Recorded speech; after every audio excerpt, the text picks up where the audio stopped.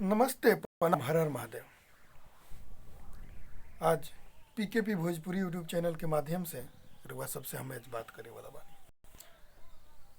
ये वीडियो के ढेर सारा प्यार आशीर्वाद में ढेर सारा शेयर करम काहे कि कुछ मुद्दा ही ऐसा बा कि वीडियो बनावे के पड़ता। रुआ सब दूगो मुद्दा जाना तो कब पवन सिंह और खेसारी लाल यादव के बीच मुद्दा के लेके हम वीडियो ही बनवले बनी। रुआ सबके बता दी कि पर बहुत ही तमाम सिंगर के भी मतलब सिर्फ जादो लोग जाति पक्षता घींचे खातिर वहाँ लोग के वीडियो जैसे कि गाना वगैरह बनौले बने। वही पर पंकज सिंह राजपूत जी के गाना आयल बा कि पवन सिंह से पाहुन से लड़ा समझाना गाना के लिखले बनी अभिषेक सिंह जी और गाना गौले बन पंकज सिंह राजपूत और ये गाना के रिलीज कर गया बा Rohtas music Bhojpuri YouTube channel से। ये गाना भी मतलब कि शुरू में हम कुछ मुखड़ा भी सुननी है, ठीक ठाक बा जो भी बा।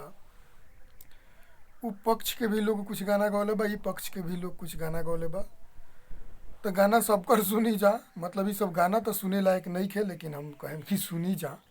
जब वो पक्ष के लोग गौले बा इहो पक्ष के लोग जगावता। फैंस दोनों आदमी के बा आ दोनों आदमी के फैंस लड़ रहा बा। रुआ सबके बता दी कि गाना भी अच्छा बा, सब कुछ अच्छा बा, सबकर गाना अच्छा बा, हर लोग के गाना अच्छा बा, सब कोई भी बढ़िया गावेला। आ जितना तीन धागवा सिंगर बाड़ा सन इहो भी अच्छा गावेला सन।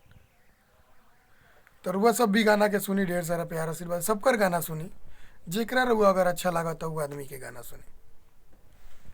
हम चाहे कि पवन सिंह से ना अपना पाहुन चला सन पंकज सिंह राजपूत के भी गाना सुनी, ढेर सारा प्यार आशीर्वाद दी सुनी।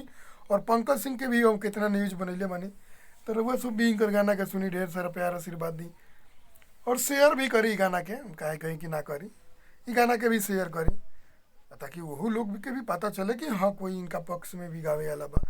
तो ढेर सारा प्यार आशीर्वाद और हमारे वीडियो के लाइक कमेंट शेयर जरूर करब। और चैनल पर नया बनी तो पीकेपी भोजपुरी यूट्यूब चैनल के सब्सक्राइब करब और वीडियो के ढेर शेयर करब ताकि पवन सिंह के फैंस के पास भी पहुँचे और खेसारी लाल यादव के फैंस के पास भी पहुँचे ये वीडियो।